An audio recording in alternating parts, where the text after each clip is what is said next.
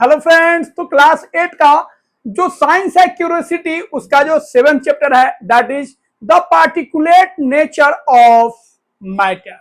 तो यहाँ पे हम लोग क्या पढ़ेंगे उसको थोड़ा सा आप देख लीजिए। तो यह जो चैप्टर है बहुत ही इंपोर्टेंट है, क्योंकि केमिस्ट्री का जो सबसे बेसिक है, जिससे आपका केमिस्ट्री स्ट्रांग होगा, उसका यह बेस है। इसको अगर जान जाएगा तो केमिस्ट्री का बहुत अच्छा आपका बेसिक क्लियर हो जाएगा और अगला जो चैप्टर है वो आप अच्छा से समझ पाइएगा।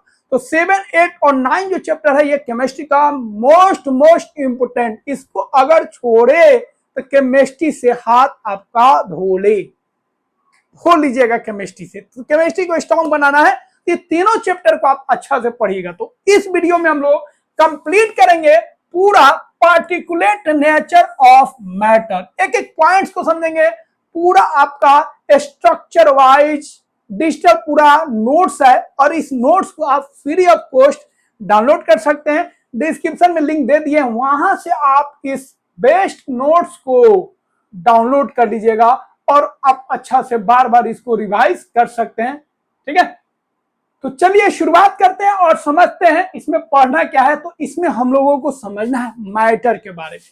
तो सबसे पहले हम लोग शुरुआत करते हैं मैटर होता क्या है। तो देखिए, पूरे यूनिवर्स का हम बात कर रहे हैं। यूनिवर्स मतलब पूरा solar system, stars, all things. तो पूरे यूनिवर्स में जो भी चीज है वो सब के सब मैटर है। मतलब कोई भी चीज जिसके पास मास है और वह स्पेस ऑक्युपाई करता है, उसको हम लोग बोलेंगे मैटर बोलेंगे। तो जो भी चीज आप देख रहे हैं या नहीं देख रहे हैं बट फील कर रहे हैं, ऑल थिंग्स आर मैटर, क्योंकि वो स्पेस ऑक्युपाई कर रहा है और उसके पास मास भी है। ये जो एयर इनविजिबल है यह भी मैटर है, क्योंकि इसके पास मास है और स्पेस ऑक्युपाई करता है। बट कुछ ऐसा चीज है जो स्पेस ऑक्युपाई नहीं करता है, जिसके पास मास नहीं होता है, और उसको हम लोग मैटर नहीं बोलते हैं। तो मैटर क्लियर हो गया, ऐसा चीज जिसके पास मास हो और वो स्पेस ऑक्युपाई करता हो, दैट इज कॉल्ड मैटर। तो हमारे आसपास जो भी चीज है जिसको टच कर सकते हैं, फील कर सकते हैं, देख सकते हैं, ऑल थिंग्स आर मैटर। कोई दिक्कत नहीं, ये सब बच्चों वाला खेल है। क्लियर हो गया, water, air, this, that, everything are matter, but something which are not matter. कुछ ऐसा भी चीज है जो मैटर नहीं है। जैसे कोई भी एनर्जी का फॉर्म, एनर्जी का जो भी फॉर्म होगा, लाइट एनर्जी, साउंड एनर्जी हो गया, इलेक्ट्रिसिटी हो गया, हीट हो गया, ये सब एनर्जी का फॉर्म है। और जो एनर्जी होगा ना वो स्पेस ऑक्युपाई करेगा और ना ही उसके पास मास होगा। जैसे साउंड जो निकल रहा है वो क्या है? एनर्जी। अब कोई स्लो बोलता है, कोई फास्ट बोलता है, कोई लाउड बोलता है। हम तो ऐसे नहीं कहते हैं भैया 10 ग्राम साउंड बढ़ा दीजिए, नहीं सुनाई दे रहा है, थोड़ा सा 20 ग्राम साउंड कम कर दीजिए, आप ज्यादा बोल रहे हैं, ऐसा तो नहीं बोलते हैं ना। उसी तरह जो लाइट है उसको हम लोग ग्राम में मेजर नहीं करते हैं, क्योंकि उसका मास ही नहीं है। तो लाइट हो गया, साउंड हो गया, इलेक्ट्रिसिटी हो गया, हीट हो गया, ये सब ऐसे डिफरेंट फॉर्म्स ऑफ एनर्जी हैं जिसके पास मास नहीं होता है और यह स्पेस ऑक्युपाई नहीं करता है। तो याद रखिएगा, ठीक है। लाइट्स हो गया, electricity, sound, emotions like love, fair, Joy, जो भी इमोशनल कनेक्शन होता है ये सभी मैटर नहीं है। लव, कितना केजी लव करते हैं, कोई बोलता है ना कितना लव करते हैं आपसे, बहुत ज्यादा लव करते हैं, आपके बिना हम रह नहीं सकते हैं, बिना ऑक्सीजन के रह लेंगे बट आपके बिना हम नहीं रह पाएंगे। बट क्या वो बोलता है हम आपसे बहुत प्यार करते हैं, 10 केजी आपसे प्यार करते हैं, 50 केजी हम प्यार करते हैं आपसे, 1 कुंटल प्यार करते हैं आपसे। तो लव का कोई यहाँ पे मतलब नहीं है in the sense of matter, but emotional तो बहुत मैटर करता है। तो लव हो गया, फेयर हो गया, जॉय हो गया, जो भी इमोशंस है उसको हम लोग मैटर नहीं बोलेंगे। तो एक याद रखना है आपको, क्या एक याद रखना है आपको, डिफरेंट फॉर्म्स ऑफ एनर्जी, और दूसरा याद रखना है इमोशनल। ठीक है, तो जो भी इमोशंस है उस सबको हम लोग मैटर नहीं बोलेंगे। अब आते हैं फॉर्म्स ऑफ मैटर। अब जो मैटर है हमारे आसपास जो भी चीज देख रहे हैं, टेबल हो, बोर्ड हो, आप हो, हम हो, लिविंग हो, नॉन लिविंग हो, एवरीथिंग। याद रखिएगा मैटर में हम दोनों बात कर रहे हैं, लिविंग भी और नॉन लिविंग भी। ठीक है, तो एनिमल हो, प्लांट्स हो, बोर्ड हो, दिस दैट एवरीथिंग, जो भी आप मैटर देख रहे हैं वो थ्री स्टेट में आपको दिखेगा। मतलब उसका जो फॉर्म होगा थ्री स्टेट में वो दिख सकता है, थ्री फॉर्म में देख सकता है। इट मे इधर बी सॉलिड और लिक्विड और मे इट बी गैसेस। वो या तो सॉलिड में होगा, या तो लिक्विड में होगा, या तो गैस में होगा। ये तीन स्टेट में से वह किसी न किसी स्टेट में होगा। जैसे बहुत सारा मैटर आपको दिखेगा जो सॉलिड स्टेट में है। ये क्या है? सॉलिड है। बोर्ड क्या है? सॉलिड है। ये क्या है? सॉलिड है। हम लोग क्या है? सॉलिड है। तो टेबल, चौक, स्टोन, आयरन, बुक, ये सब क्या हो गया आपका? Solid. Liquid, water, milk, oil, Honey, this that everything, ये क्या हो गया? लिक्विड हो गया।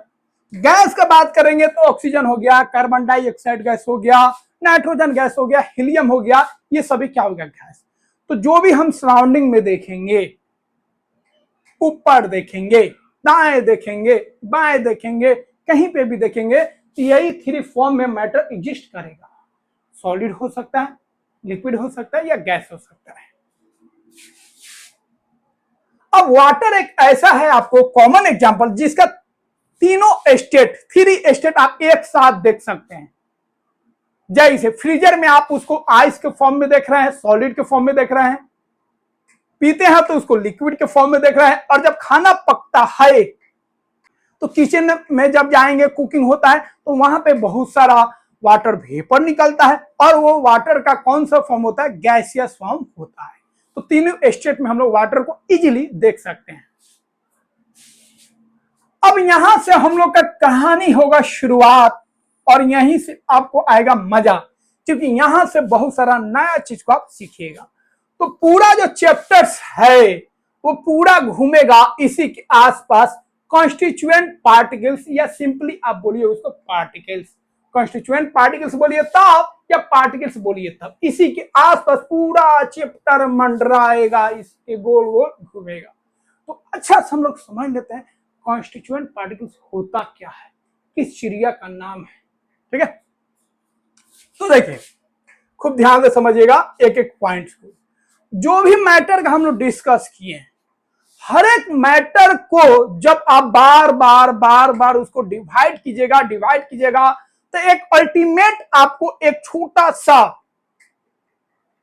पार्टिकल्स मिलेगा जिसको आप डिवाइड नहीं कर सकते हैं। उसी छोटे पार्टिकल्स को हम लोग बोलेंगे कॉन्स्टिट्यूएंट पार्टिकल्स। हर एक मैटर, कोई भी मैटर हो, चौक हो, बोर्ड हो, एवरीथिंग, लिविंग हो, नॉन लिविंग हो, उसका काटते जाइएगा, बांटते जाइएगा, तोड़ते जाइएगा तो एक ऐसा कण आएगा, एक ऐसा पार्टिकल्स आएगा जिसके बाद उसको आप डिवाइड नहीं कर सकते। मतलब एक अल्टीमेट पार्टिकल्स आएगा, उसी पार्टिकल्स को हम लोग बोलेंगे कॉन्स्टिट्यूएंट पार्टिकल्स। तो सिंपली आपको ध्यान क्या रखना है, पार्टिकल्स जो होगा एटम्स या मॉलिक्यूल्स हो सकता है, या आयंस हो सकता है। इसका मतलब आपको एक ही पॉइंट याद रखना है, कोई भी मैटर हो, हर एक मैटर जो होता है, ठीक है, बहुत छोटे छोटे पार्टिकल से मिलकर बनता है, वेरी वेरी स्मॉल पार्टिकल से मिलकर बनता है। उसी पार्टिकल्स को हम लोग बोलते हैं एटम्स।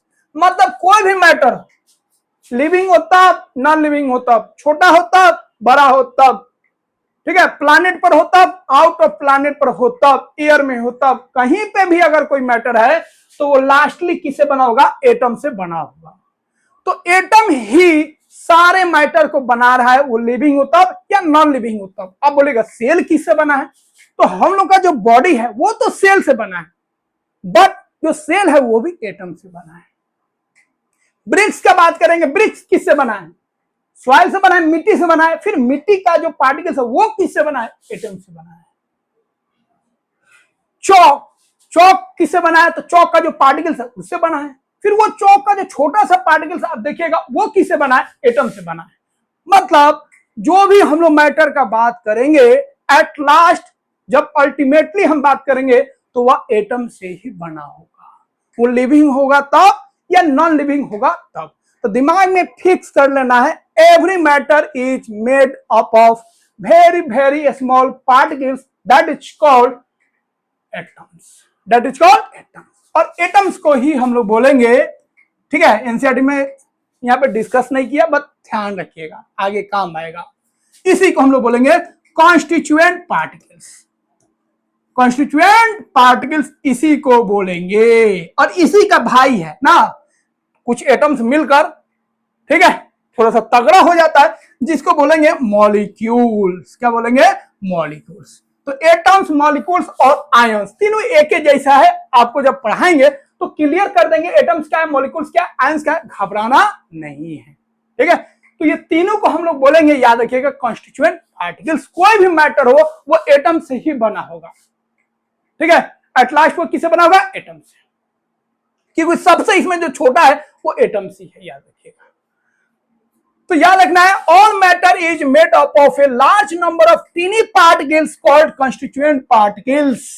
हर एक मैटर जो है एक टीनी पार्टिकल से बना है, जिसको हम लोग कॉन्स्टिट्यूएंट पार्टिकल्स बोलते हैं। वो कॉन्स्टिट्यूएंट पार्टिकल्स एटम्स, मॉलिक्यूल्स और आयंस हो सकता है। इसमें जो सबसे बेसिक है वो एटम्स है, क्योंकि एटम से ही मॉलिक्यूल्स बनता है और एटम से ही आयंस बनता है। तो आयन से कोई अगर मैटर बना होगा तो लास्टली वो किस में चल जाएगा? एटम से ही बना होगा। मॉलिक्यूल से कोई अगर मैटर बना होगा तो लास्टली वो किससे बना होगा? एटम से बना होगा, क्योंकि एटम से ही मॉलिक्यूल्स और आयंस बन रहा है। तो अल्टीमेटली मैटर जो है वो किससे बना है? एटम से बना है। ये तीनों को हम लोग कॉन्स्टिट्यूएंट पार्टिकल्स या सिंपल पार्टिकल्स हम लोग बोलते हैं। यह जो पार्टिकल्स है यह बिल्डिंग ब्लॉक्स होते हैं सब्सटेंस का। जैसे हम लोग का जो ऑर्गन सिस्टम है या जो ऑर्गेनिज्म हम लोग डिस्कस किए थे, उसका जो बिल्डिंग ब्लॉक्स है वो कौन है? सेल। सेल पूरे बॉडी को, ऑर्गेनिज्म का जो बॉडी है उसको तैयार कर रहा है। सिमिलरली जो सब्सटेंस है, जो मैटर है, वो किससे बना है? एटम से बना है। तो एटम को हम लोग बोल सकते हैं, या कॉन्स्टिट्यूएंट पार्टिकल्स को हम लोग बोल सकते हैं, वह बिल्डिंग ब्लॉक्स है किसका? सब्सटेंस का। तो जो भी सब्सटेंस है उसका जो बिल्डिंग ब्लॉक्स है वो कौन है? Constituent particles. और कॉन्स्टिट्यूएंट पार्टिकल्स में भी एटम्स, मॉलिक्यूल्स और आयंस। क्लियर है? लास्टली कौन होगा? एटम्स। तो आपको बस यहाँ पे पॉइंट को ध्यान रखना है, क्योंकि 7th, 8th और 9th चैप्टर जो होगा सब एक दूसरे से रिलेटेड है। हर एक पॉइंट्स एक दूसरे से कनेक्टेड होगा।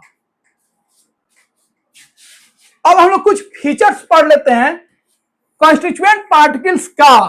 क्या क्या फीचर्स है, क्योंकि पूरा खेल जो है भैया इसी पे है, सीपी पे, कॉन्स्टिट्यूएंट पार्टिकल्स पे। इसीलिए इसके बारे में हम लोग सारा डिटेल्स, इसका केमिस्ट्री, इसका जियोग्राफी, इसका हिस्ट्री, सब चीज हम लोग यहाँ पे देख लेते हैं।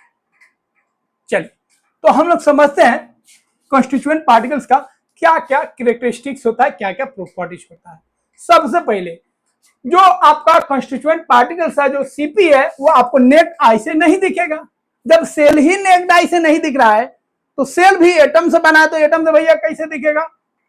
कैसे दिखेगा एटम्स नेक्ड आई से? तो सेल अगर नहीं दिख रहा है तो इसका मतलब एटम्स भी आपको नेक्ड आई से नहीं दिखेगा। और एटम्स को दिखने के लिए, कॉन्स्टिट्यूएंट पार्टिकल्स को दिखने के लिए और पावरफुल माइक्रोस्कोप का जरूरत पड़ता है।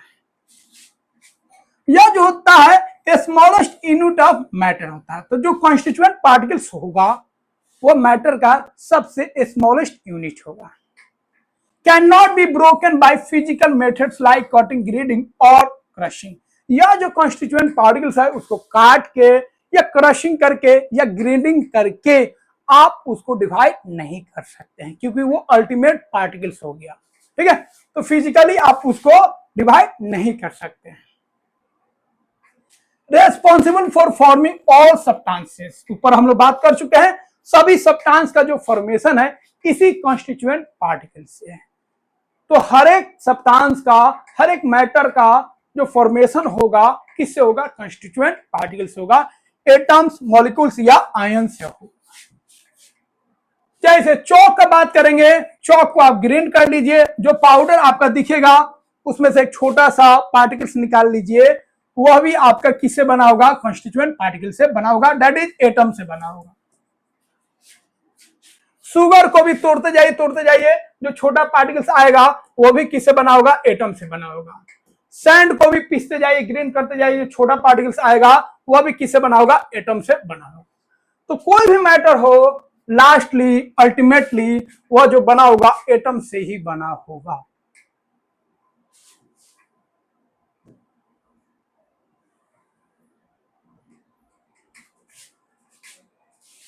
अब हम लोग पार्टिकल थ्योरी ऑफ मैटर देख लेते हैं। तो पार्टिकल थ्योरी ऑफ मैटर बोलता है मैटर जो है पार्टिकल से बने हैं। पार्टिकल थ्योरी क्यों बोल रहे हैं? एक और थ्योरी होता है that is called wave theory. वो बोलता है कि मैटर जो होता है वेव से बने हैं, जैसे साउंड वेव होता है, ठीक है। तो उसको हम लोग डिस्कस करेंगे जब समय आएगा तब। यहाँ पे हम लोग पढ़ रहे हैं पार्टिकल थ्योरी ऑफ मैटर, मतलब particulate nature of matter. Simply इसका मतलब हुआ कि जो भी मैटर है वो पार्टिकल से बना है। पार्टिकल्स मतलब जो छोटा पार्टिकल्स है उसका मास होगा और वो स्पेस ऑक्युपाई करेगा। तो यहाँ पे हम लोग मास का बात कर रहे हैं। मास, उस छोटे पार्टिकल्स में भी मास है, स्मॉल है, बहुत स्मॉल है, बट उसका मास है। बट वेव का अगर बात करेंगे तो वेव में कोई मास नहीं होता है। तो वेव नेचर जब आएगा तो उसको हम लोग डिस्कस करेंगे, डोंट वरी। तो पार्टिकल नेचर जो है आपका, उससे रिगार्डिंग जो थ्योरी है पार्टिकल थ्योरी ऑफ मैटर, वह कहता है all matter is made up of very small particles. सभी मैटर जो है छोटे छोटे पार्टिकल से मिलकर बना है, दैट इज एटम्स, मॉलिक्यूल्स और आयंस। या तो एटम से बना होगा, या तो मॉलिक्यूल से, या तो आयन से बना होगा, ठीक है। लास्टली हम लोग किस पे जाएंगे? Atoms. There is a space between particles, ये बहुत इंपोर्टेंट है। कहता है हमको ये लगता है, जो चौक को देखते हैं तो ऐसा लगता है जो चौक में कोई गैप नहीं है, चौक का जो पार्टिकल्स है उसके बीच में कोई गैप नहीं है। बट जब उसको माइक्रोस्कोपिक लेवल पे, लेकिन माइक्रोस्कोप से जब उसको ऑब्जर्व करेंगे तो आपको पता चलेगा वहां पे भी पार्टिकल्स के बीच में गैप है। Particles are always in motion. जो भी पार्टिकल्स है, सॉलिड का हो, लिक्विड का हो या गैस का हो, वो हमेशा मोशन में रहता है, पता नहीं चलेगा। बट जैसे ही उसको माइक्रोस्कोप से देखेंगे तो क्लियर हो जाएगा जो वो जो है मूव करता है। और बहुत सारे एक्सपेरिमेंट से भी हम लोग यहाँ पे देख लेंगे कि पार्टिकल जो होगा वो कॉन्स्टेंटली मूव करता है, वो रुका हुआ नहीं रहता है। थोड़ा सा मोशन में आए तब, या बहुत रैंडमली घूमे तब, फ्रीली घूमे तब, लेकिन मूव करता है। क्लियर है? अगला पॉइंट है particles attract each other with a certain forces. तो किसी मैटर में जो पार्टिकल्स है वो एक दूसरे को अट्रैक्ट भी करता है। तो ये तीनों पॉइंट आप याद रखिएगा, मोस्ट इंपोर्टेंट। पार्टिकल्स के बीच में भैया स्पेस है, ठीक है। ये सॉलिड हो गया, या लिक्विड हो गया, या आपका गैस हो गया। तब इसको जब ध्यान से देखिएगा, माइक्रोस्कोप से देखिएगा, तो पता चलेगा यह जो पार्टिकल्स है ये सभी क्या है? पार्टिकल्स है। ये सभी पार्टिकल्स के बीच में आपको स्पेस दिखेगा, गैप दिखेगा। वो सॉलिड हो, लिक्विड में थोड़ा ज्यादा दिखेगा, और गैस में आपको और भी ज्यादा स्पेस दिखेगा, और भी ज्यादा गैप आपको दिखेगा, बट दिखेगा जरूर। तो पहला पॉइंट क्लियर हो गया, पार्टिकल्स के बीच में क्या होता है? स्पेस होता है, गैप होता है। दूसरा आपको ध्यान में रखना है, ये पार्टिकल जो आप देख रहे हैं वो कांस्टेंट नहीं रहेगा, वो मूव करते रहेगा, ऐसे ऐसे ऐसे ऐसे मूव करते रहेगा, इधर उधर इधर उधर घूमते रहेगा। और ये भी आपका पार्टिकल जो है ऐसे ऐसे घूमते रहेगा, ठीक है। इसको आगे हम लोग डिस्कस करेंगे। गैस का जो पार्टिकल्स है वो तो और तेजी से, ठीक है, फ्रीली होके वो घूमते रहता है, बिंदास। तो पार्टिकल्स जो है आपका, उसके बीच में गैप होगा, पार्टिकल जो होगा वो मूव करेगा, और तीसरा जो पार्टिकल्स होगा एक दूसरे को अट्रैक्ट करेगा। यह जो पार्टिकल्स है यह इसको अट्रैक्ट करेगा और यह इसको अट्रैक्ट करेगा, मतलब दोनों के बीच में अट्रैक्शन होगा। फिर भैया अट्रैक्शन नहीं होगा तो इधर चल जाएगा, इधर चल जाएगा, तो पता चलेगा जो मैटर ही खत्म हो जाएगा। तो मैटर कब है? क्योंकि उसके बीच में जो पार्टिकल्स है उसके बीच में अट्रैक्शन है। अट्रैक्शन है तभी तो है, अट्रैक्शन गायब, सारा कहानी गायब हो जाएगा। तो यहाँ पे जो पार्टिकल्स आप देख रहे हैं उसके बीच में अट्रैक्शन है, इसी वजह से यह एक दूसरे के साथ है। अट्रैक्शन अगर नहीं रहेगा तो यह एक दूसरे के साथ नहीं रहेंगे। तो पार्टिकल्स के बीच में क्या है भैया? अट्रैक्शन है ना। जैसे हम लोग जो है आसपास, घर में, क्लास में, हम लोग के बीच में भी तो अट्रैक्शन है। अट्रैक्शन अगर नहीं रहेगा तो हम लोग एक साथ रहना चाहेंगे? नहीं रहना चाहेंगे। धक्का मुक्की, मारपीट हर किसी से होगा। तो कुछ से मारपीट होता है, तो कुछ से अट्रैक्शन भी होता है, किसी से लगाव है ना, दिल वाला लगाव नहीं, जनरली लगाव का बात कर रहे हैं, ठीक है। हर जगह दिल वाला लगाव का सेंस मत ले लीजिएगा, लगाव है। जैसे लोगों से बात करना आपको अच्छा लग रहा है, किसी से बात करना अच्छा नहीं लगता है, तो उसी तरह पार्टिकल्स में भी होता है। पार्टिकल्स भी एक दूसरे को अट्रैक्ट करते हैं और कुछ पार्टिकल्स एक दूसरे को रिपेल भी करते हैं, तो दोनों केस होता है। बट ओवरऑल हम लोग देखते हैं जो अट्रैक्शन हुआ कि रिपल्सन हुआ। तो ये तीनों पॉइंट्स क्लियर हो गया। अब यही पार्टिकल्स के बीच में स्पेस, पार्टिकल्स का मोशन और पार्टिकल्स का, ठीक है, जो अट्रैक्शन है वही डिसाइड करेगा कौन सा मैटर सॉलिड है, कौन सा मैटर लिक्विड है और कौन सा मैटर गैस। कोई मैटर सॉलिड है, लिक्विड है कि गैस है, या कौन डिसाइड करेगा? यह डिसाइड करेगा पार्टिकल्स के बीच में डिस्टेंस कितना है, पार्टिकल्स के बीच में फोर्स ऑफ अट्रैक्शन कितना है और पार्टिकल जो है किस तरह मूव कर रहा है। तो पहला पॉइंट हम लोग देखेंगे इंटर पार्टिकल स्पेसेस। तो इसको आप इंटर पार्टिकल स्पेस बोलिए तब, या इंटर पार्टिकल डिस्टेंस बोलिए तब, सेम चीज है। यहाँ पे आपको स्पेस मिलेगा, जब फर्दर क्लास में जाएगा, आगे क्लास में जाएगा तो वहां पे आपको डिस्टेंस मिलेगा। तो इंटर पार्टिकल डिस्टेंस क्या होता है? इंटर पार्टिकल स्पेस बोलिए तब, गैप बोलिए तब, या प्यार से इसको डिस्टेंस बोलिए तब, सेम चीज। इंटर पार्टिकल सिंपल चीज है। इंटर पार्टिकल मतलब दो पार्टिकल के बीच में जो गैप है, जो स्पेस है, जो डिस्टेंस है, दैट गैप, दैट डिस्टेंस और that space is called as inter particle gap या इंटर पार्टिकल स्पेस, या प्यार से उसको आप बोल सकते हैं इंटर पार्टिकल डिस्टेंस। क्लियर है? दो पार्टिकल्स के बीच में। अब मान लीजिए बहुत सारा पार्टिकल्स है, तो कैसे? तो जो नेबरिंग है, इसका जो सबसे नजदीक है उसके बीच में आपको देख लेना है, ठीक है। तो यहाँ पे क्लियर लिखा हुआ है the distance between two neighbouring particles. Neighbouring इन्हें ये पड़ोसी को छोड़कर दूसरे से कनेक्शन कर लिए, नहीं, जो पड़ोसी है उससे दूरी आपको मेजर करना है। बात समझ रहे हैं? तो इसके नजदीक जो होगा उसको हम लोग देखेंगे कितना डिस्टेंस है। इन्हें इसका डिस्टेंस यहां से नहीं निकालेंगे, तो जो क्लोज होगा उससे हम लोग डिस्टेंस को मेजर करेंगे। इसीलिए यहाँ पे लिखे हैं टू नेबरिंग पार्टिकल्स। एनसीईआरटी तो लिखता नहीं। एनसीईआरटी क्या मतलब है? अब सारा लोग क्या प्रोफेसर है, लिख दिया भाई पढ़ ले पढ़ ले पढ़ ले, तू जहान, समझ में आए चाहे नहीं जाए, बाहर में जाए, तू जान, और पूरा छोड़ देगा टीचर को। ले पढ़ा। इसको तैयार करने में, हालांकि मतलब केमिस्ट्री का पोर्शन है, इसको तैयार करने में 3 दिन लग गया हमको। स्ट्रक्चर बनाने में सारा चीज क्लियर है, बट उसको अरेंज करने में पहले क्या पढ़ा है, उसके बाद क्या पढ़ा है, उसके बाद क्या पढ़ा है, पूरा चैप्टर उसको पढ़ने के बाद जो है सारा चीज लगभग समझेगा, और लास्ट में पता चलेगा कुछ नहीं समझे, आउटपुट 0 हो जाएगा, क्योंकि सिस्टमेटिक नहीं रहता है। तो इसको सिस्टमेटिक बनाने के लिए भाई 3 दिन से मतलब पेन हो गया, इतना इसमें एनर्जी मेरा लगा है इसको बनाने में। एक तो पूरा अरेंज करना, टाइप करना, फिर कलर करना, फिर डायग्राम उसके हिसाब से चुनना, एनसीईआरटी से डायग्राम उठाना, गूगल से डायग्राम उठाना, फिर उसके सामने लिखना, फिर उसको समझना, तब जाके बनता है, ठीक है।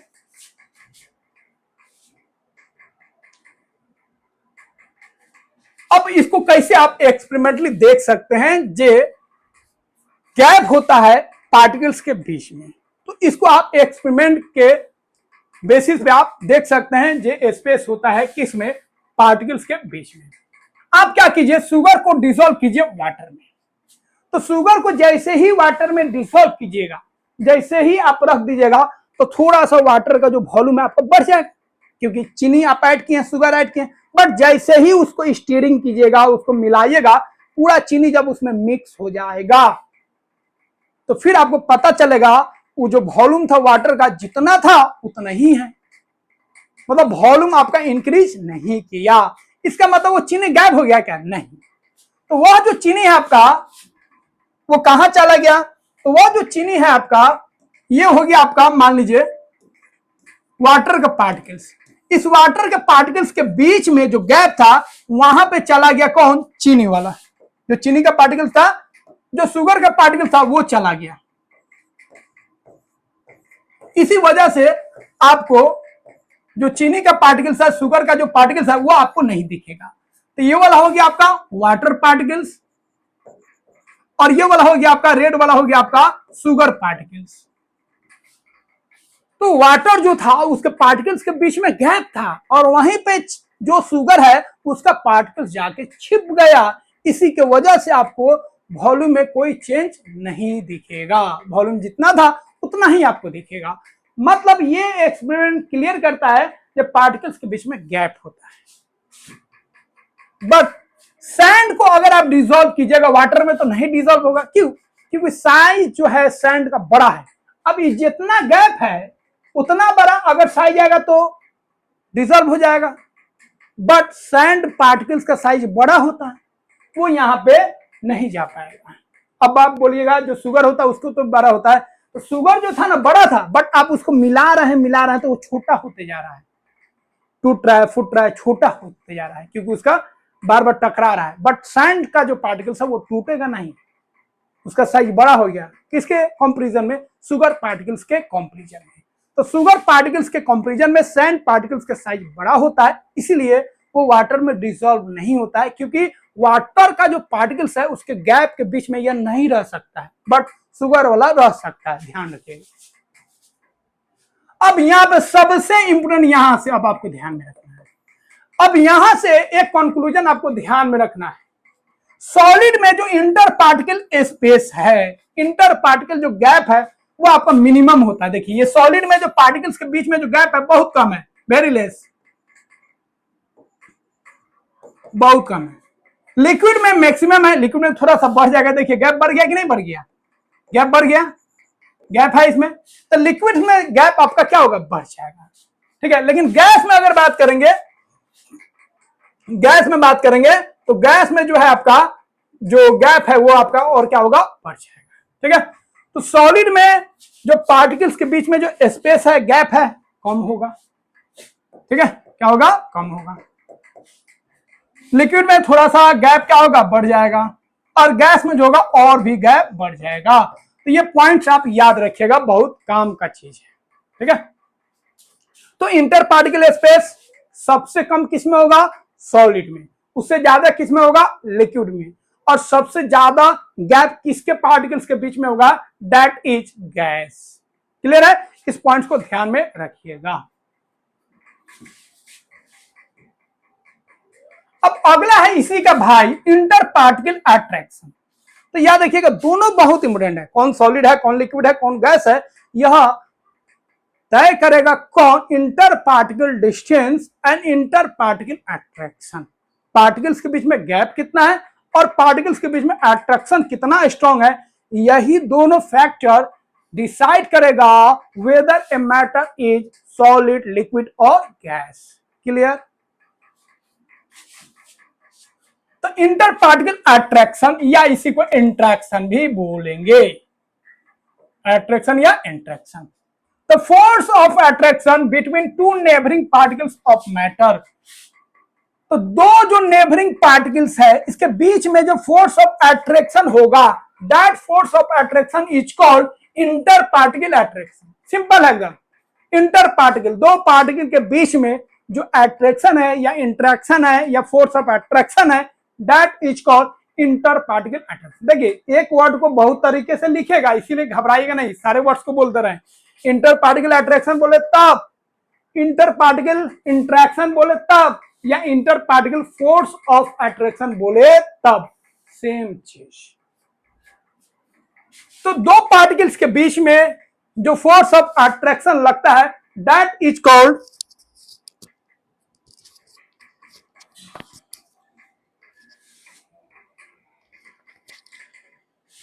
डर गए हैं जो माइक ऑन है कि नहीं, माइक ऑन है, नहीं तो पूरा पढ़ाने के बाद में पता चलता है जो माइक ऑफ हो गया या डिस्चार्ज हो गया, बहुत दुख लगता है, दिमाग एकदम टेंशन में आ जाता है।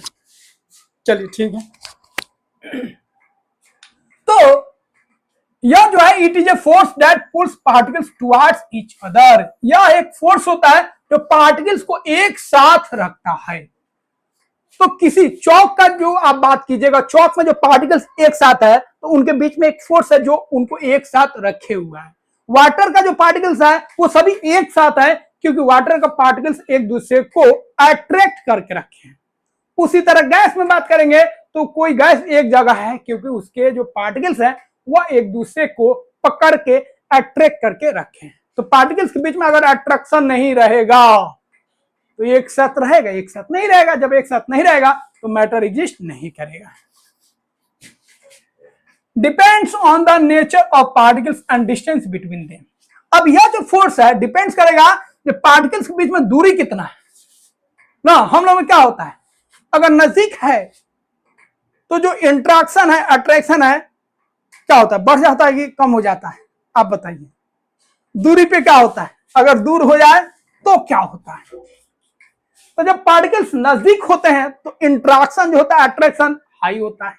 अगर कोई सामने हो तो अट्रैक्शन क्या होगा, हाई हो जाएगा। जब वो दूर चला जाता है तो जो इंट्रैक्शन है, अट्रैक्शन है, कम हो जाता है। उसी तरह पार्टिकल्स में होता है।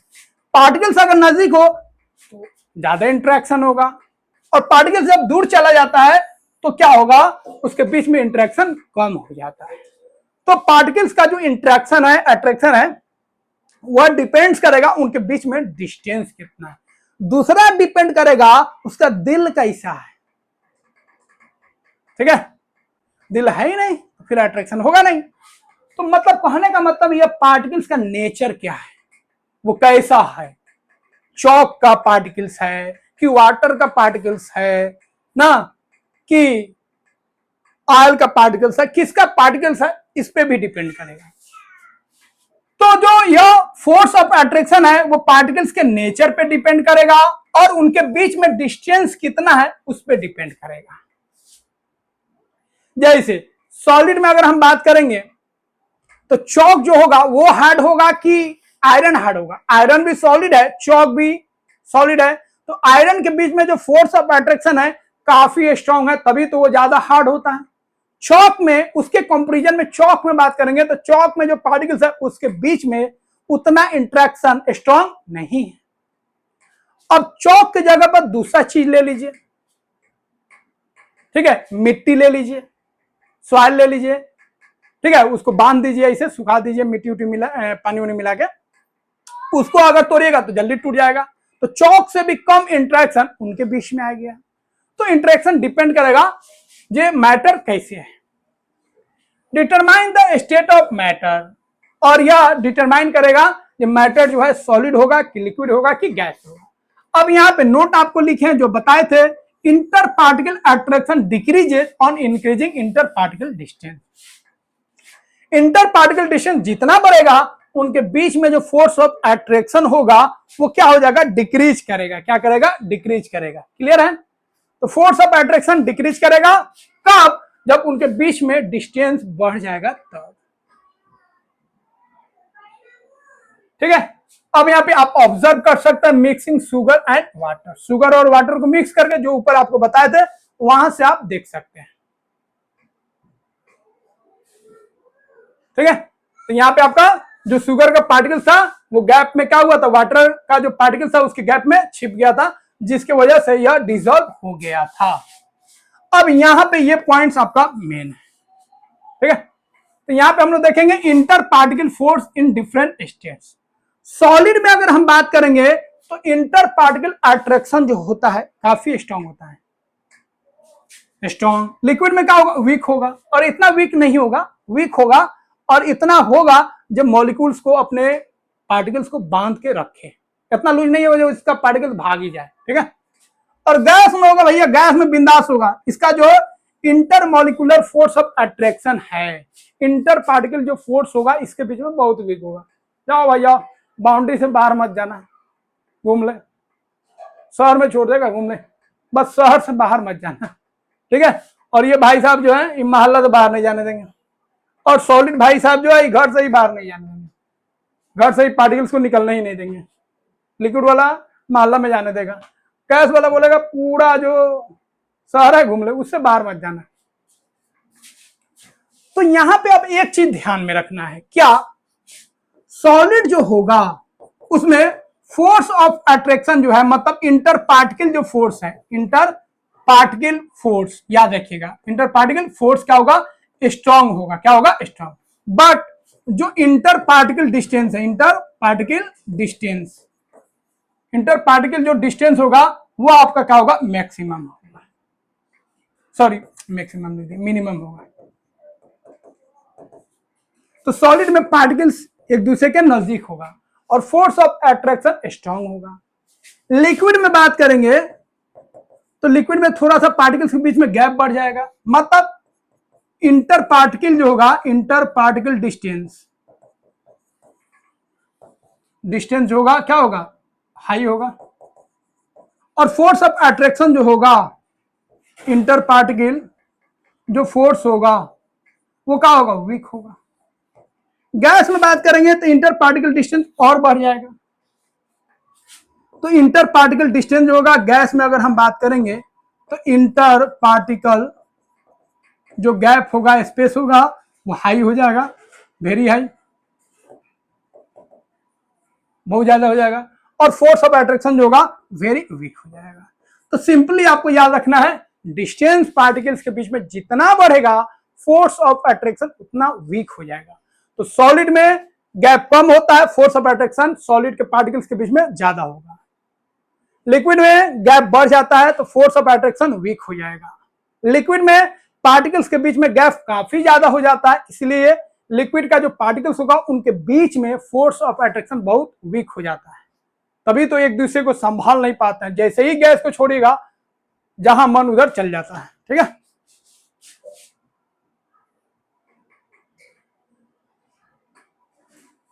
अगला हम लोग बात करेंगे मोशन ऑफ पार्टिकल्स। क्या पार्टिकल्स मोशन में होते हैं? यस।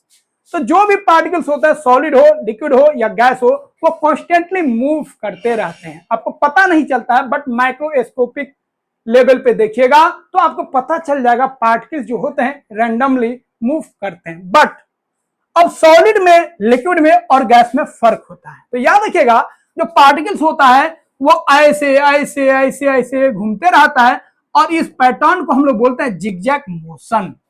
तो पार्टिकल जो होता है ऐसे ऐसे पैटर्न में घूमते रहता है और इस पैटर्न को हम लोग बोलते हैं जिगजैग मोशन, जिगजैग मोशन। और जिगजैग मोशन को ही बोलते हैं ब्राउनियन मोशन, याद रखिएगा। तो ब्राउनियन मोशन क्या है? पार्टिकल्स का जो मोशन होता है जिगजैग होता है और इसी जिगजैग मोशन को ब्राउनियन मोशन कहते हैं, क्योंकि इसको पहले ऑब्जर्व किसने किया था? Robert brown. रॉबर्ट ब्राउन ने इसको ऑब्जर्व किया था, इसीलिए उनके ऑनर में इसका नाम रखा गया Brownian motion. Particles in solid, liquids and gases are always moving in random direction, हमेशा रैंडम डायरेक्शन में मूव करेंगे। और इस मोशन को, यह जो जिगजैग मोशन है, याद रखिएगा जिगजैग मोशन, जिगजैग मोशन, इसी को हम लोग ब्राउनियन मोशन बोलते हैं। जिगजैग मतलब कुछ ऐसे। इसका एग्जांपल देख लीजिए, जो इंसेंस स्टिक, अगरबत्ती, मच्छरबत्ती जो घर में हम लोग जलाते हैं, अब जलाएं यहां और वो फैल जाता है पूरे रूम में। क्यों? क्योंकि वो जो होता है एक जगह से दूसरी जगह मूव कर गया, क्योंकि उसका पार्टिकल्स मूव किया।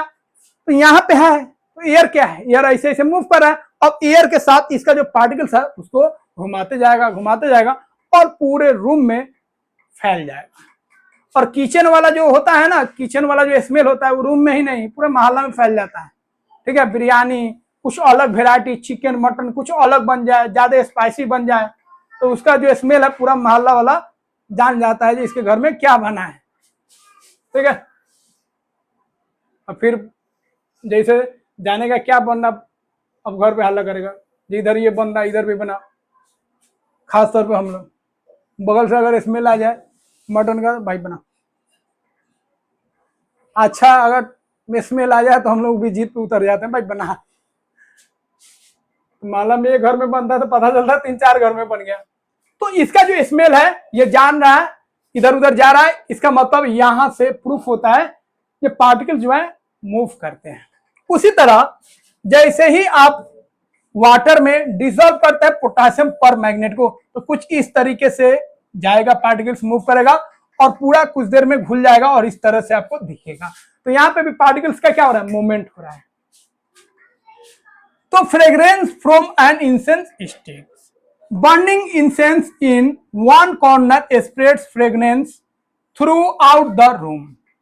तो जो इंसेंस स्टिक है उसका जो फ्रेग्रेंस है वो पूरे रूम में फैल जाता है। ठीक है, तो यह जो फ्रेग्रेंस है वो क्यों फैला? Due to motion of air, air move कर रहा है और एयर के साथ ये भी मूव कर गया। Air particles carry fragrance particles and mix motion everywhere, motion में तो एयर जो है हमेशा मूव करते रहता है, उसके साथ जो ठीक है इंसेंस स्टिक का जो फ्रेग्रेंस था वो भी मूव करते गया। अब यहां पे आप ध्यान रखिएगा मोशन, किसमें मोशन फास्ट होगा, तो जिसमें पार्टिकल्स के बीच में फोर्स ज्यादा था स्ट्रॉन्ग था वहां पे मोशन होगा नहीं, छोड़बे नहीं करेगा। जहां पे थोड़ा सा गैप बढ़ गया, फोर्स ऑफ अट्रैक्शन वीक हो गया, वहां पे थोड़ा सा छोड़ देगा। और जहां पे फोर्स ऑफ अट्रैक्शन एकदम वीक हो गया, बोले जाओ भाई जा, जहां जाना जा, शाम को लौट आना। तो सॉलिड में क्या होगा भैया, सॉलिड में याद रखिएगा, सॉलिड में पार्टिकल जो होता है केवल अपने पोजीशन पे टू एंड फ्रो मोशन करता है। क्या बोलते हैं, to and fro motion, to and fro motion इसको बोलते हैं। इसी को आप प्यार से ऑसिलेट बोलिए तब या वाइब्रेट बोलिए तब। तो सॉलिड का जो पार्टिकल्स होता है अपने फिक्स्ड पॉइंट पे, अपने मीन पोजीशन पे टू एंड फ्रो मोशन ऐसे ऐसे ऐसे ऐसे ऐसे ऐसे करेगा, टू एंड फ्रो मोशन करेगा। इसी को ऑसिलेशन या वाइब्रेशन बोलते हैं। लिक्विड का जो पार्टिकल्स है भैया इसके बीच में फोर्स ऑफ अट्रैक्शन वीक होता है और ये फ्रीली मूव करेगा, ठीक है, मन करेगा धुल जाएगा। बट गैस जो होता है इसके बीच में फोर्स ऑफ अट्रैक्शन काफी वीक होता है और इसको जहां मन करेगा, जिस डायरेक्शन में मन करेगा उधर घूम जाएगा। तो गैस जो होता है रैंडमली मूव करेगा, जहां मन करेगा उधर मूव करेगा और याद रखिएगा सभी डायरेक्शन में मूव करेगा। यहाँ पे गैस को छोड़ेंगे इधर नहीं, सारा डायरेक्शन में ये फैल जाएगा और जितना इसको स्पेस मिलेगा, जितना खुला जगह मिलेगा उतना ज्यादा गैस एक्सपेंड करेगा, ठीक है। इसीलिए क्लास उलास में कोनो ठीक है बैड गैस रिलीज कर देता है तो पूरा क्लास जो है महकने लगता है, क्योंकि उसका डायरेक्शन ही नहीं है। बेंच के नीचे चल जाएगा, बेंच के ऊपर चल जाएगा, सर के पास पहुंच जाएगा, पूरे क्लास को क्या करता है, ठीक है, उसका जो फ्रेगनेंस है पूरे क्लास में फैला देता है। अगला देखिए, अब हम लोग बात करेंगे सॉलिड, लिक्विड और गैस का प्रॉपर्टीज के बारे में। तो जो बेसिक पॉइंट्स है याद रखिएगा, सॉलिड में फोर्स ऑफ अट्रैक्शन और इंटर पार्टिकल डिस्टेंस, ठीक है, और इंटर पार्टिकल और पार्टिकल का जो मोशन है उसको ध्यान में रखना है। उसी तरह लिक्विड में, उसी तरह गैस में, ये सारा चीज आपको डिसाइड करेगा प्रॉपर्टीज ऑफ सॉलिड, लिक्विड और गैस। तो यहां पे देखें हम लोग एक चीज क्लियर हो गया, सॉलिड में अगर बात करेंगे तो इंटर पार्टिकल डिस्टेंस क्या है, इंटर पार्टिकल जो डिस्टेंस है वो मिनिमम है, बट जो इंटर पार्टिकल जो आपका अट्रैक्शन है वो क्या है, आपका स्ट्रॉन्ग है। तो सॉलिड में बात करेंगे तो inter particle force, inter particle force क्या है, स्ट्रॉन्ग है, और इंटर पार्टिकल जो डिस्टेंस है, जो गैप है, जो स्पेस है वो क्या आपका मिनिमम है। तो पार्टिकल के बीच में डिस्टेंस कम है और फोर्स ऑफ अट्रैक्शन क्या है, हाई है, ठीक है। इसके कारण क्या क्या हुआ समझिए।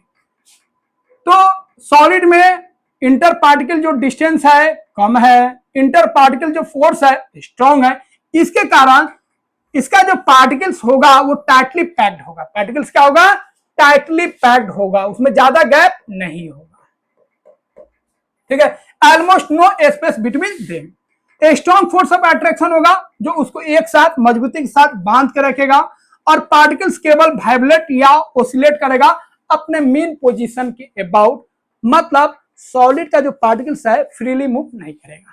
तो सॉलिड के पार्टिकल्स के बीच में कम गैप है, सॉलिड के पार्टिकल्स का जो है फोर्स ऑफ अट्रैक्शन स्ट्रॉन्ग है, इसके वजह से वो क्लोजली पैक्ड होगा, फ्रीली मूव नहीं करेगा, अपने मेन पोजीशन के अबाउट दाएं बाएं घूमेगा, ऐसे टू एंड फ्रो मोशन करेगा। अब इसके कारण जो सॉलिड है उसका जो शेप होगा फिक्स्ड होगा, वॉल्यूम क्या होगा फिक्स, इसको कहीं पे भी रख देंगे भैया इसका जो शेप है फिक्स्ड है, कहीं पे भी रख देंगे ऐसा ही रहेगा, बशर्ते कि इसको हैमरिंग नहीं करे। ये हार्ड होता है और रिजिड होता है, रिजिड मतलब अपने शेप को मेंटेन करके रखता है, हार्ड मतलब हार्ड है, ठीक है, और वॉल्यूम मतलब जितना इसका वॉल्यूम होगा उतना ही रहेगा, और इसका जो शेप है सिलेंड्रिकल है तो सिलेंड्रिकल ही रहेगा, स्फेरिकल है तो स्फेरिकल ही रहेगा, इनकम्प्रेसिबल। तो सॉलिड का जो पार्टिकल्स है भैया उसके बीच में तो गैप नहीं है, तो कंप्रेस होगा नहीं होगा, because there is no more gap between their particles. Examples iron, stone, wood, salt, chalk, ये सब क्या हो गया आपका सॉलिड हो गया। ठीक है, लेकिन याद रखिएगा हर एक सॉलिड का जो हार्डनेस होगा वो एक तरह से नहीं होगा, क्योंकि फोर्स ऑफ अट्रैक्शन अलग अलग में अलग अलग होगा। चौक में कुछ और होगा, ठीक है, आयरन में कुछ और होगा। अब हम लोग बात करेंगे लिक्विड में अगर हम बात करें तो इसका जो इंटर पार्टिकल डिस्टेंस जो है, गैप जो है वो आपका बढ़ गया, ठीक है, हाई हो गया, और इंटर पार्टिकल जो फोर्स है आपका वो क्या हो गया आपका वीक हो गया। तो ये मूव करेगा, सॉलिड वाला मूव नहीं कर रहा था बट ये मूव करेगा।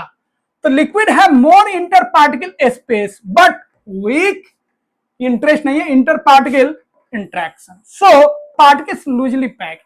तो इसमें पार्टिकल्स के बीच में फोर्स ऑफ अट्रैक्शन उतना अच्छा नहीं है, वीक है, पार्टिकल्स के बीच में गैप है, इसके वजह से यह जो होगा लूजली पैक्ड होगा। सॉलिड आपका क्लोजली पैक्ड था, ये क्या होगा लूजली पैक्ड होगा, मतलब इसके बीच में गैप है, तो ये उतना अच्छा इसका पैकिंग नहीं होगा। More space than solid, solid के पार्टिकल्स के बीच में जो स्पेस था उससे ज्यादा स्पेस इसमें होगा। वीकर अट्रैक्शन है, इसीलिए पार्टिकल जो है फ्रीली मूव करेगा, जिधर मन करेगा उधर चला जाएगा। अब इसके कारण इसमें प्रॉपर्टीज क्या है, तो याद रखिएगा इसका जो है लिक्विड का शेप नहीं होता है। अब आप बोलेगा कैसे, अब लिक्विड को जहां रखो, 1 लीटर लिक्विड को जग में रखेगा तो जग के शेप का, बोतल में रखेगा बोतल के शेप का, ठीक है, उसको ग्लास में रखेगा तो ग्लास का शेप का, मुंह में रखेगा तो मुंह का शेप का।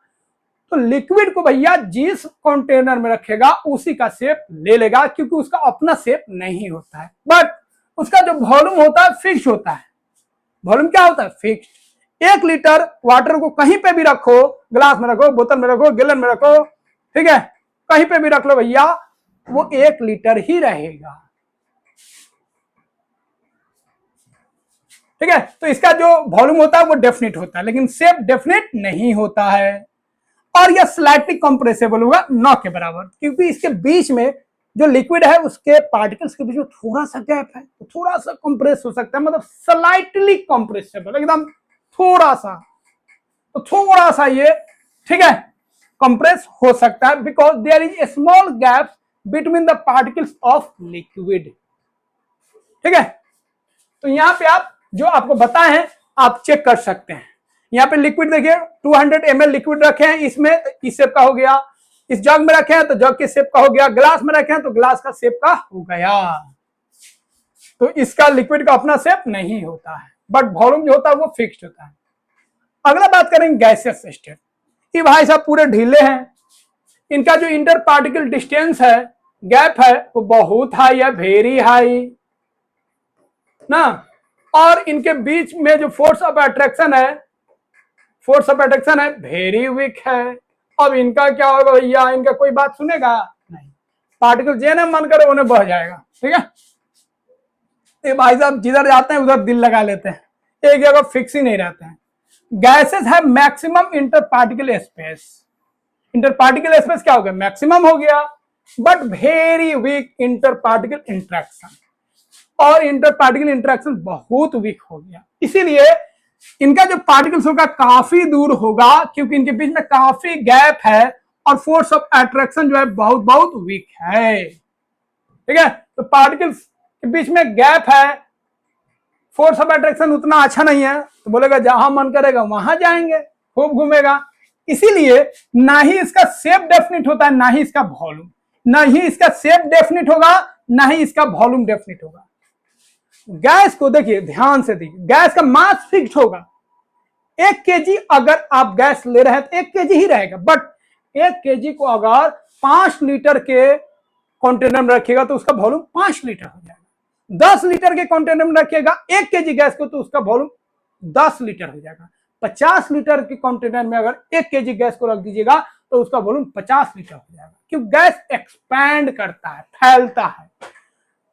छोटा सा जो सिलेंडर हम लोग यूज करते हैं एलपीजी का, उसमें लगभग आपका 14 to 15 लीटर होता है गैस का। उस गैस को छोड़ दीजिएगा तो पूरा मोहल्ला भर जाएगा उस गैस से, ठीक है, क्योंकि वो एक्सपेंड करा, बट उसको कंप्रेस करके हम लोग उस सिलेंडर में रख दिए हैं। बात समझे? तो ये बात आपको ध्यान में रखना है। तो गैस का भैया अपना वॉल्यूम नहीं होता है, शेप तो होता ही नहीं है। बोतल में रखो, बोतल का शेप का, गिलास में रखो, गिलास के शेप का, जग में रखो, जग के शेप का, मुंह में रख लो, मुंह के शेप का हो जाएगा, हाँ, लंग्स में जाएगा, लंग्स के शेप का हो जाएगा। तो जहां जाएगा वैसा उसका शेप हो जाएगा। तो यह जो होता है हाईली कंप्रेसेबल होता है। क्यों? क्योंकि इसके बीच में काफी गैप होता है। इसको दाबते जाइए, क्लोज लाते जाइएगा, क्योंकि इसके बीच में काफी गैप होता है। Expands to fill the container, ये बहुत ज्यादा रैंडमली मूव करता है, सभी डायरेक्शन में मूव करता है। इसीलिए जैसे ही बैलून में फूंक मारिएगा पूरा बैलून आपका फूल जाता है। ठीक है, तो गैस जो होता है ज्यादा एक्सपेंड करता है, इसीलिए जिस कंटेनर में रखेगा उसको वह पूरा क्या करेगा, फिल कर देगा। अब गैस मूव करता है, देख लीजिए आप स्मोक ले लीजिए। तो यहां पे आपका एक्टिविटी दिया है, इसमें स्मोक डाल दिए, इसको बंद कर दीजिए, फिर इसको दूसरे एक टेस्ट ट्यूब लीजिए, उसमें डाल दीजिए, और ऊपर में था आपका स्मोक, और ये पूरा फैल जाएगा, और ऊपर नीचे पूरा फैल गया आपका, ऊपर भी स्मोक और नीचे भी स्मोक। तो स्मोक याद रखिएगा, स्मोक जो है आपका वो आपका सॉलिड है, बट उसको मूव करा रहा है कौन? Gas, that is air. तो डस्ट याद रखिएगा, जो स्मोक है आपका गैसेस पार्टिकल्स नहीं है, वो सॉलिड पार्टिकल्स है, बट उसको मूवमेंट कौन करा रहा है? उसको मूवमेंट करा रहा है एयर। तो यहाँ पे स्मोक फैल गया कि नहीं फैल गया? तो स्मोक में टीनी पार्टिकल्स होते हैं जो एयर में सस्पेंडेड होते हैं, इधर उधर घूमते रहते हैं। अब यहां पे ध्यान रखना है, लिक्विड और गैस को हम लोग बोलते हैं फ्लूइड। लिक्विड और गैस को क्या बोलते हैं? फ्लूइड। फ्लूइड मतलब जो बह सकता है, जो बह जाए, फिक्स नहीं रहे। हाँ, बहुत लोग होता है ना बह जाते हैं, हाँ, जिधर देखे बह गए, बट कुछ लोग एकदम कांस्टेंट होते हैं, कहीं पे भी कुछ देखे बहेंगे नहीं, कांस्टेंट रहेंगे।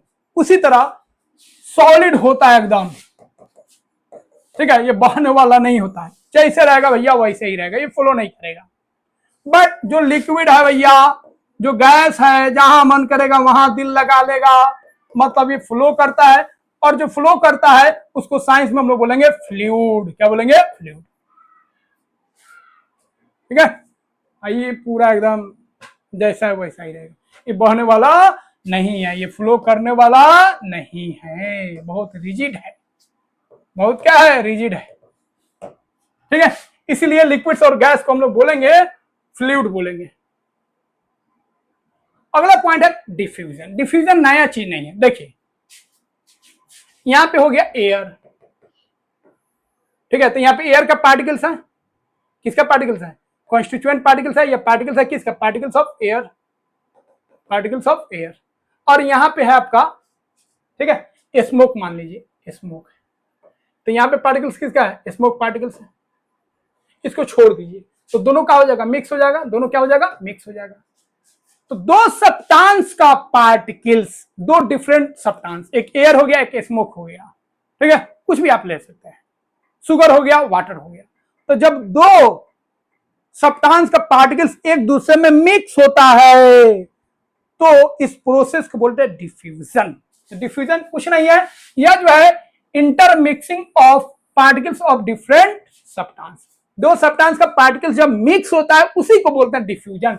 तो डिफ्यूजन मतलब सिंपल याद रखिएगा, intermixing of particles, intermixing of particles of two different substance, two different substance.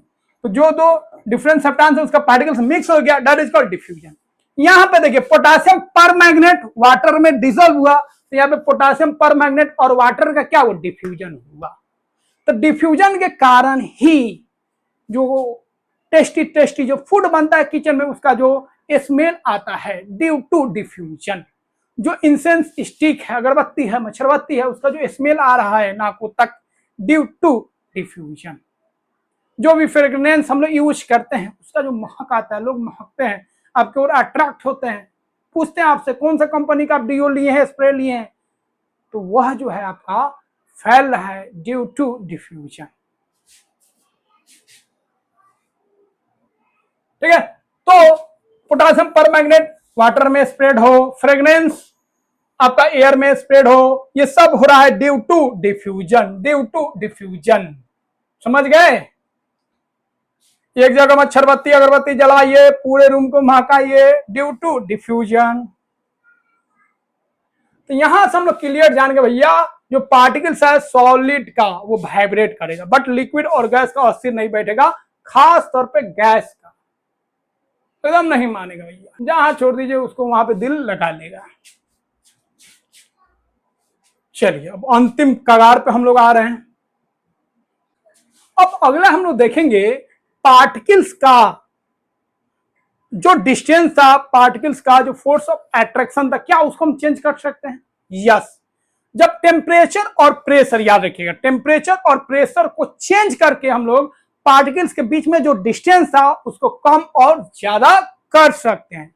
मतलब सॉलिड को आप लिक्विड बना सकते हैं, सॉलिड को क्या बना सकते हैं? लिक्विड। लिक्विड को आप गैस बना सकते हैं, और वापस गैस को लिक्विड और लिक्विड को सॉलिड बना सकते हैं by changing temperature and pressure. तो प्रेशर का बात नहीं करेंगे, प्रेशर हम लोग मान लेंगे कांस्टेंट है, फिक्स है। हम लोग बात करेंगे टेम्परेचर, ठीक है? तो टेम्परेचर को चेंज करके हम लोग जो मैटर का स्टेट था, सॉलिड, लिक्विड और गैस, उसको एक दूसरे में कन्वर्ट कर सकते हैं। तो यहां पे याद रखना, हीटिंग मतलब टेम्परेचर अप किए, कूलिंग टेम्परेचर क्या किए? डाउन किए। तो टेम्परेचर अप मतलब हीटिंग, टेम्परेचर डाउन मतलब कूलिंग। तो जब आप सब्सटेंस को, मैटर को हिट कीजिएगा तो उसका पार्टिकल्स के पास एनर्जी आएगा, और जिसके पास एनर्जी आ गया ना, वो एक जगह स्टेबल नहीं रहेगा, एकदम उड़ते रहेगा, एक जगह फिक्स रहबे नहीं करेगा। जैसे छोटा बच्चा है, उसमें बहुत एनर्जी होता है, कितना बांध के रख दीजिए एक जगह रहेगा ही नहीं, दिन भर इधर उधर कुछ करते रहता है ना। उसी तरह हम लोग के पास जब पैसा आ जाता है तो एक जगह स्थिर रहता है नहीं, घूमते रहता है, मारपीट मुकदमा उकदमा सब करते रहता है। तो पार्टिकल्स जैसे ही एनर्जी को गेन करेगा तो यह फास्टर मूव करेगा और यह एक्सपैंड करेगा। बट जैसे ही पैसा कम हो जाए, एनर्जी कम हो जाए, तो जो पार्टिकल्स है वो एनर्जी को लॉस करेगा। कब? जब कूल करेंगे, तब ठंडा करेंगे, तब नहीं बोलता है ज्यादा गर्मी है तो तुमको हम ठंडा करते हैं, गर्मी बढ़ गया उसको ठंडा करेंगे, तब शांत करेंगे उसको। तो जैसे ही वो ठंडा हो जाएगा बस समझ लेगा भैया ये आम आदमी नहीं है, ठीक है? फिर गर्मी होगा, फिर उतार देंगे गर्मी, बहुत मार मारेंगे। तो जैसे ही सब्सटेंस को हम कूल करते हैं तो उसका पार्टिकल्स एनर्जी को लॉस करता है, और इसका मूवमेंट जो है स्लोअर हो जाता है, और उसके बाद यह कॉन्ट्रैक्ट कर जाता है। जैसे सॉलिड को हिट किए तो लिक्विड बन गया, पार्टिकल्स दूर चला गया, और लिक्विड को हिट किया, पार्टिकल्स और दूर चला गया, और वो गैस बन गया। फिर गैस को जब कूल करेंगे, ठंडा करेंगे, तो गैस का पार्टिकल्स नजदीक आ जाएगा, फिर लिक्विड बन जाएगा, लिक्विड के पार्टिकल्स को और ठंडा करेंगे और नजदीक आएगा, और वो सॉलिड बन जाएगा। तो कूल कीजिएगा, ठीक है? कूल कीजिएगा, क्या होगा? गैस से लिक्विड, लिक्विड से सॉलिड। हिट कीजिएगा तो सॉलिड से लिक्विड, लिक्विड से गैस। हिट मतलब पार्टिकल्स को दूर भेजो, और कूल मतलब पार्टिकल्स को नजदीक लाओ। पार्टिकल्स को नजदीक लाओ मतलब उसको ठंडा करो, पार्टिकल्स को दूर भेजना है मतलब उसको हीट करो। तो ये पॉइंट याद रखिएगा, ठीक है? वाटर को हीट कीजिएगा, पार्टिकल्स फास्टर मूव करेगा, बबल्स बनाएगा, स्टीम बनाएगा और एक्सपैंड करेगा। वाटर को आप हीट कीजिएगा, सॉरी कूल कीजिएगा, पार्टिकल स्लो डाउन हो जाएगा, आइस बनाएगा, और यह कॉन्ट्रैक्ट कर गया, ठीक है? अब हम लोग ये वाला जो पॉइंट्स पढ़ रहे हैं ये बहुत काम का है। ऊपर वाला जो था बेसिक था आपका, उसी से रिलेटेड आगे वाला है, और ये वेरी वेरी इंपोर्टेंट। नाइन्थ का, ठीक है, पूरा पोर्शन अब आपको 8 में दे दिया है। Physical change in matter. तो मैटर में किस तरह का चेंज होता है उसको हम लोग समझ लेते हैं। तो मैटर में जो चेंज है ना, उसको समझने के लिए आपको थोड़ा सा बता देते हैं। ये वाला सबसे मेन है, समझ लीजिए। सॉलिड, लिक्विड और गैस। सॉलिड को जब हीट करेंगे तो यह बन जाएगा लिक्विड। तो सॉलिड को जब हीट करेंगे तो लिक्विड में चेंज हो जाएगा, और इस प्रोसेस को हम लोग बोलते हैं मेल्टिंग, या इसी को हम लोग बोलेंगे फ्यूजन। मेल्टिंग या फ्यूजन। तो सॉलिड को हीट कीजिए, लिक्विड में बदल गया, इस प्रोसेस को हम लोग बोलेंगे, इस कन्वर्जन को हम लोग बोलेंगे मेल्टिंग या फ्यूजन। कब होगा? जब हीट करेंगे तब। लिक्विड को जब आप हीट कीजिएगा, लिक्विड को जब आप हीट कीजिएगा यह बन जाएगा गैस। लिक्विड को जब हीट कीजिएगा क्या बन जाएगा? गैस। और इस प्रोसेस को हम लोग बोलते हैं इवेपोरेशन। क्या बोलेंगे? इवेपोरेशन। तो एक हो गया, दूसरा हो गया इवेपोरेशन। तो सॉलिड से लिक्विड मेल्टिंग या फ्यूजन, लिक्विड से गैस इवेपोरेशन। अब वापस आइए, अब गैस को वापस लाना है। तो गैस को जैसे ही आप कूल कीजिएगा, क्या कीजिएगा?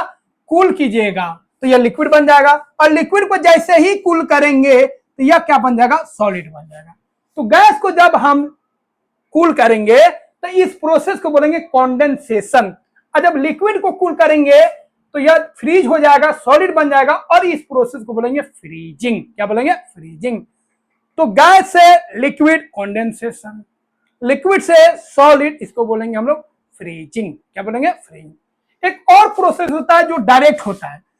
कुछ ऐसा सॉलिड होता है जो डायरेक्टली चेंज हो जाता है गैस में, जैसे नेफ्थिलीन हो गया, आयोडीन हो गया, ठीक है, कार्बन डाइऑक्साइड हो गया सॉलिड। उसको जब आप हीट कीजिएगा तो लिक्विड में नहीं बदलेगा, डायरेक्ट चेंज हो जाएगा गैस में। और उसके गैस को आप कूल कीजिएगा तो डायरेक्टली चेंज हो जाएगा सॉलिड में। मतलब ऐसा सॉलिड जो लिक्विड में बिना चेंज किए हुए सीधा गैस में चला गया, उस प्रोसेस को बोलते हैं सब्लिमेशन। तो जब सॉलिड डायरेक्टली चेंज हो जाएगा गैस में तो इस प्रोसेस को बोलेंगे सब्लिमेशन। और गैस जब वापस डायरेक्टली सॉलिड में चेंज हो जाएगा तो इस प्रोसेस को बोलेंगे डिपोजिशन। तो याद रखिएगा, सॉलिड से लिक्विड मेल्टिंग, लिक्विड से सॉलिड फ्रीजिंग, लिक्विड से गैस इवेपोरेशन, ठीक है, और वापस गैस से लिक्विड कंडेंसेशन, सॉलिड से गैस सब्लिमेशन, गैस से directly solid that is deposition. ये 6 प्रोसेस आपको ध्यान रखना है, मोस्ट इंपोर्टेंट। अब इसको डिटेल में हम लोग पढ़ लेते हैं। Melting, the process in which solid turns into liquid when heated is called melting. ऐसा प्रोसेस जिसमें सॉलिड को आप हीट करके आप क्या कर रहे हैं? लिक्विड में चेंज कर रहे हैं। इस प्रोसेस को हम लोग बोलेंगे मेल्टिंग। कब होगा? जब हीट करेंगे तब। किसको हीट करेंगे भैया? सॉलिड को। जैसे आयरन को हीट करो मेल्ट हो जाएगा, आइस को हीट करो मेल्ट हो जाएगा, वाटर बन जाएगा। तो जब सॉलिड लिक्विड में बदला, कब? जब हीट किए तब। इस प्रोसेस को क्या बोलेंगे? मेल्टिंग, या इसी को प्यार से बोलेंगे फ्यूजन। क्लियर है? अब एक यहां पे टर्म है मेल्टिंग पॉइंट। तो तू जब आइस को हीट करेगा तो मेल्ट होगा, उसका एक टेम्परेचर होगा ना। तो वह टेम्परेचर जिस पे आइस मेल्ट हो रहा है, वह टेम्परेचर जिस पे सॉलिड मेल्ट हो रहा है, that temperature is called melting point. That temperature is called melting point. तो मेल्टिंग पॉइंट सबका फिक्स होता है। आयरन का मेल्टिंग पॉइंट अलग है, आइस का अलग है। जैसे आइस जो मेल्ट करेगा 0 डिग्री सेल्सियस, हीट करते जाओ 0 डिग्री सेल्सियस आएगा। जब पूरा आइस मेल्ट कर जाएगा, वाटर बन जाएगा, तब जाकर टेम्परेचर इंक्रीज करेगा। उसी तरह यूरिया का जो मेल्टिंग पॉइंट है 133, 132 आ जाएगा तो मेल्ट नहीं करेगा, 133 आएगा तब वो मेल्ट होना स्टार्ट होगा। आयरन का मेल्टिंग पॉइंट है 1538, तो 1538 सेल्सियस देगा तब वो मेल्ट होना स्टार्ट होगा। 1533, 35 देगा, कम देगा तो मेल्ट नहीं करेगा। तो मेल्टिंग पॉइंट मतलब वो फिक्स टेम्परेचर जिसपे सॉलिड मेल्ट होना स्टार्ट किया, मतलब वो लिक्विड में चेंज होने लगा, that temperature is called melting point. अब जो सॉलिड वीक अट्रैक्शन होगा उसका मेल्टिंग पॉइंट लो होगा। क्लियर है भैया? जिस सॉलिड में फोर्स ऑफ अट्रैक्शन मजबूत होगा उसका मेल्टिंग पॉइंट क्या होगा? हाई होगा। अब तीनों में देख के बोल किसका मेल्टिंग पॉइंट ज्यादा है? आयरन का ज्यादा है तो इसका फोर्स ऑफ अट्रैक्शन हाई होगा। यूरिया में कम है तो उसमें थोड़ा सा वीक होगा, वाटर में और कम है तो वहां पे फोर्स ऑफ अट्रैक्शन और वीक होगा। तो मेल्टिंग पॉइंट हाई है तो फोर्स ऑफ अट्रैक्शन जो होगा वह क्या होगा? हाई होगा। अगला है फ्रीजिंग। तो मेल्टिंग का उल्टा आ गया फ्रीजिंग। भैया मेल्टिंग में क्या किए थे? सॉलिड से लिक्विड बनाए थे, तो बोलना है या ना? अब उल्टा कर दो भैया, लिक्विड को बदल दो, किस में बदल दो? सॉलिड में बदल दो। इसी को बोलेंगे फ्रीजिंग। फ्रीजिंग भैया सिंपल चीज है। देखो मेल्टिंग नया चीज है नहीं, तो मेल्ट करता है ना, आइसक्रीम तो लाता है मेल्ट हो जाता है, होता है कि नहीं होता है? आइसक्रीम कैसे लाया था? सॉलिड, लेट कर दिया खाने में, फ्रीजर में नहीं रखा, घर पे खाएंगे जाके, लेट हो गया, गर्मी का दिन था, वो पिघलने लगेगा और मेल्ट हो जाएगा, पूरा लिक्विड की तरफ बनते जाता है। उसके बाद खाएगा, मजा नहीं आता है, बहुत गुस्सा आता है, तो मेल्ट हो गया, आयरन मेल्ट हो गया। आइस मेल्ट हो गया। अब इसी का उल्टा भी तो करता है, जब चॉकलेट लाता है डेयरी मिल्क, देखता ओह तो मेल्ट हो गया, फ्रीजर में रख देता है, तो मेल्ट था फिर क्या हो गया, सॉलिड हो गया। आइसक्रीम देखा मेल्ट हो रहा है, फ्रीजर में रख दिया, फिर क्या हो गया, सॉलिड हो गया। तो अगर तू लिक्विड से सॉलिड बनाया तो फ्रीज कर लिया, फ्रीजिंग मतलब सॉलिड बनाना, हम लोग वाटर को रखते हैं फ्रीजर में, सॉलिड बन गया। तो फ्रीजिंग जो है उल्टा प्रोसेस हो गया किसका, मेल्टिंग का। The process in which liquid turns into solid, ऐसा प्रोसेस जिसमें लिक्विड चेंज हो रहा है सॉलिड में, that process is called freezing, या इसी को प्यार से हम लोग बोलते हैं सॉलिडिफिकेशन। क्या बोलेंगे, सॉलिडिफिकेशन, क्योंकि सॉलिड बना रहा है। फ्रीजिंग पॉइंट क्या है भैया, वह फिक्स टेम्परेचर जिसपे लिक्विड जो है चेंज होने लगा किसमें, सॉलिड में, that temperature is called freezing point. तो वाटर को फ्रीज करेगा मतलब टेम्परेचर लो करेगा, जैसे ही जीरो आएगा तो बर्फ बनना स्टार्ट हो जाएगा, आइस बनना स्टार्ट हो जाएगा। तो जिस टेम्परेचर पे वाटर जो है आइस बना या कोई लिक्विड सॉलिड्स बनेगा, उसी टेम्परेचर को हम लोग बोलेंगे, क्या बोलेंगे, फ्रीजिंग पॉइंट। जिस टेम्परेचर पे फ्रीज किया फ्रीजिंग पॉइंट, जिस टेम्परेचर पे मेल्ट करना स्टार्ट किया that is called melting point. तो मेल्टिंग और फ्रीजिंग जो है एक दूसरे का क्या है, रिवर्स प्रोसेस है। समझ गया, समझाने में बहुत ताकत लगता है बाबा। ऐसे में तू सब यार लाइक सब्सक्राइब करता ही नहीं है भाई, सब्सक्राइब कर लिया तो क्या करेगा, दूसरे को भेज, फ्रेंड्स को भेज, उसको बोल भाई तीसरे को भेज, पूरा सर्कुलेट करो यार, थोड़ा सर्कुलेट करो अपने सर्कल में, लाइक करो, कमेंट करो भाई। कमेंट करता ही नहीं, शर्माता है सब, एकदम सीबीएसई वाला होके शर्मा रहा है सब, इधर उधर पे फालतू का कमेंट करेगा और यहाँ पे कमेंट नहीं करता है तू सर। कमेंट करो आप लोग, क्या दिक्कत है, कोई फीडबैक है वो दे दो सर, ये वो दिस डैट, समझे नहीं समझे, क्या प्रॉब्लम है, शेयर तो करो। अगला है इवोपरेशन।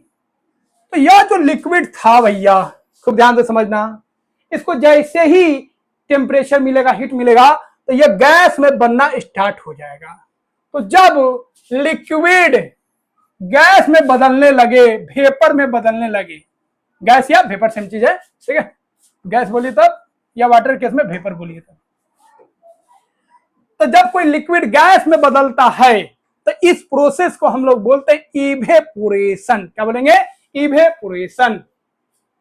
अब इवेपोरेशन का बहुत ज्यादा यूज है भाई, जितना भी कपड़ा वपड़ा सूख रहा है, स्वेट सूख रहा है, हमारे आसपास जितना भी पानी है, गड्ढा वड्ढा में, नदी वदी में जो भी पानी होता है गायब हो जाता है ड्यू टू इवेपोरेशन। समुद्र जो है, ओशन जो है, वहां से पानी ऊपर जा रहा है, आसमान में जा रहा है ड्यू टू इवेपोरेशन। और इवेपोरेशन की वजह से ही क्या होता है, रेन होता है, बारिश होता है, क्योंकि यही तो स्काई में जाता है, क्लाउड्स बनाता है, फिर वहां से क्लाउड से पानी नीचे जमीन पे आ जाता है। तो इवेपोरेशन अगर नहीं हो तो घर में जो पोछा दिया रहा है भैया वो कभी सूखेगा ही नहीं, और जब तक सूखता नहीं है तब तक टेंशन ही रहता है माथा में कि कब सूखेगा, क्योंकि पोछा लग गया बिना सूखे हुए अगर तू एंट्री मार दिया तो हो सकता है उस दिन इतना पिटाई होगा कि जिंदगी में दूसरे के घर में भी अगर जाएगा, पोछा लगा होगा तो एंट्री नहीं मारेगा भैया, उसमें रिस्क नहीं, हम भी रिस्क नहीं लेते हैं, ठीक है। कौन कौन उसमें पिटाई है जरूर कमेंट करेगा। चलिए, तो इवेपोरेशन मतलब लिक्विड्स का चेंज होना किसमें, गैस में। वाटर आप रख दो, वाटर क्या रखेगा भैया, कहीं पे भी कपड़ा रख दो, कपड़ा सूख गया, आसपास जो पानी है वो सूख गया ड्यू टू इवेपोरेशन। अब इवेपोरेशन जो है ना, इसके लिए हाई टेम्परेचर नहीं चाहिए, 20 डिग्री भी मिलेगा, मतलब रूम टेम्परेचर पे इवेपोरेशन होने लगता है। 20 डिग्री पे भी इवेपोरेशन हो रहा है, 20 डिग्री पे भी कपड़ा सूख जाता है, क्योंकि उसमें से जो वाटर है वो गैस में चेंज हो गया, वेपर में चेंज हो गया। तो अब याद रखना है क्या, यह सभी टेम्परेचर पे होता है, रूम टेम्परेचर पे भी होता है, क्या, इवेपोरेशन। समझ गया। और ये सरफेस पे होता है, मतलब यहां का जो पार्टिकल्स है, यहाँ ऊपर जो पार्टिकल्स है सरफेस पे, वही पहले उड़ेगा, उसके बाद उस पे जो आएगा वह उड़ेगा, फिर उसके बाद उस पे जो आएगा वही उड़ेगा। मतलब नीचे से पार्टिकल्स इवेपोरेट नहीं करेगा, पहले ऊपर वाला, फिर ऊपर जब पहुंचेगा फिर वो इवेपोरेट करेगा। तो इवेपोरेशन जो है याद रखना, ये सरफेस फिनोमेना है, मतलब ओनली सरफेस पार्टिकल्स इवेपोरेट, जो सरफेस पे है वही एस्केप करेगा, वही इवोपरेट करेगा।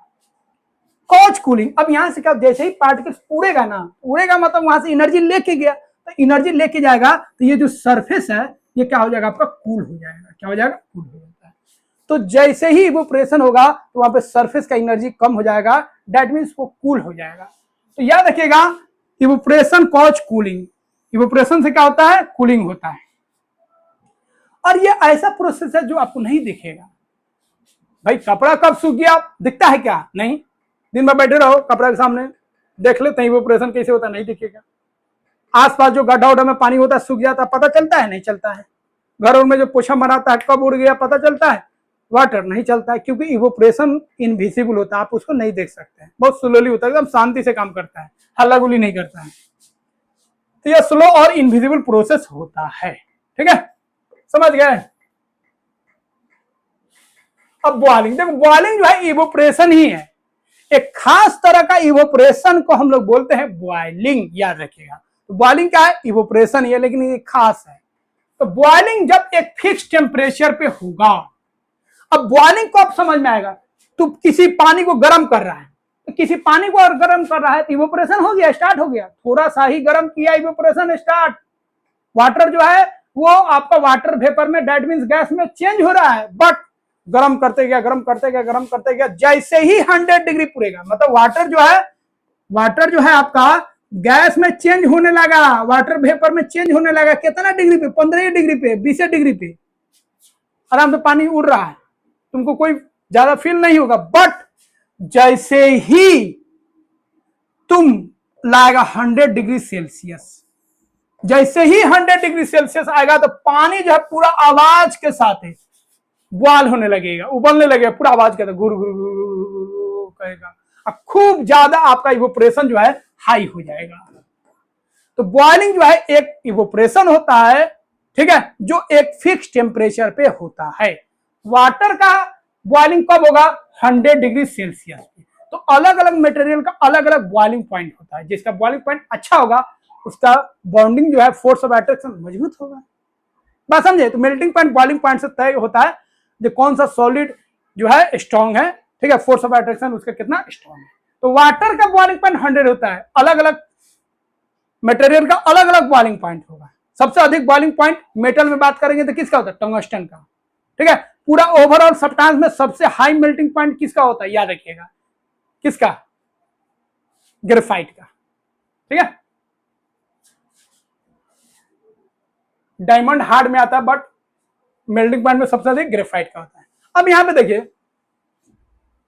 समझ गए। तो ये जब आएगा बॉइलिंग जब होगा 100 डिग्री सेल्सियस पे होगा, वाटर के केस में अलग अलग सब्सटेंस का अलग अलग होगा और पूरा आवाज के साथ होगा, पूरा आवाज के साथ, ठीक है।